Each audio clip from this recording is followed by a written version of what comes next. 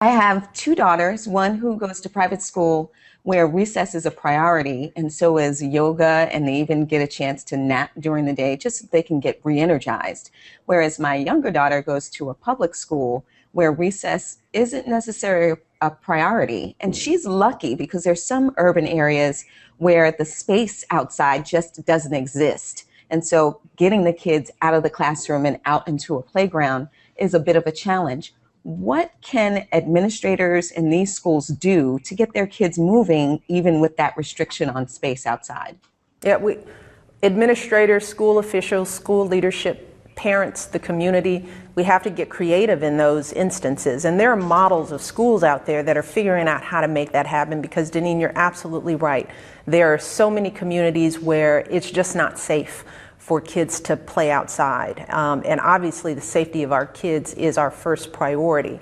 But daily activity is just as critical as their overall safety.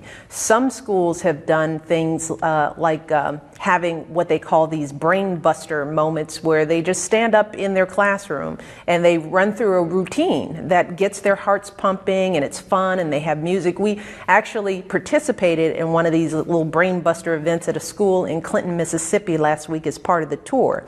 The PE teacher had right during lunch, had the kids stand up right in their chairs and went through a 15-minute routine that included a moment of calm when he told the students to go into namaste. They all got quiet. They settled down. They let their hearts rates come down. And they did that all in a span of 15 minutes, just standing right at their chairs during the lunch hour. So the point is that we have to get creative. And there are schools all across this country that are figuring out ways, regardless of resources or space, they're finding ways to get kids moving in a fun, creative way. Again, Let's Move Active Schools is Let's Move Schools, Let's Move Active Schools is our new initiative that's trying to get everyone to become a champion for getting physical fitness back in the schools. And I encourage people to go to our website, Let's Move Schools, to find out how they can make their school become one of our active schools. We're going to get the whole entire public school system moving in this country. That's our goal. I love that. As a mom, though, when my kids get out of school, I'm fortunate. I live in a good neighborhood. We don't have to worry about my children's safety. But there are plenty of other places where it is a concern for moms. I mean, right in your own hometown, just a month or so ago, a really promising student, Hadiya Pendleton, was killed doing something that kids all across the land should be able to do, which is just go to the park after school with her friends. You know, when we were little, we got to play double dutch and hopscotch and skellies and jacks. And I just feel like there are a lot of communities here in America where that's not possible for kids. Like a mother doesn't feel comfortable sending her child out to do that just because it's not safe.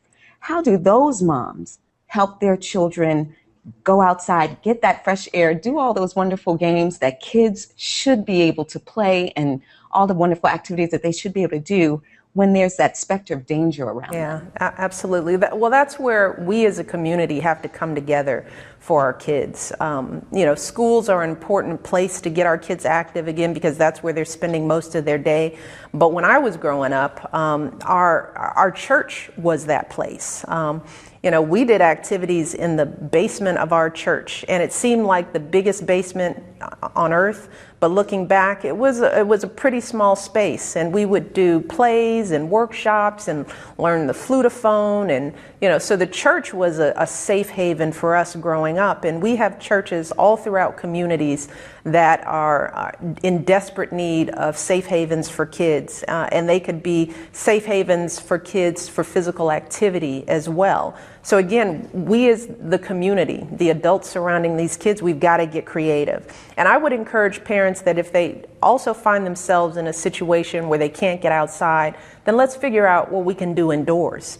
Because it doesn't take the great outdoors to be moving every day. You know, one of the things that I do with my kids, I turn on the radio and we will dance and work up a sweat for a good 30, 40 minutes. They laugh at me, they have a good time, but at the same time, we're moving. So we want to give parents those kind of tips, you know, and be able to reach every parent where they are, because every circumstance is different. But we have to be creative, and we have to understand that daily movement isn't an option, even in areas that are not as safe as we'd like them to be. It's just not an option.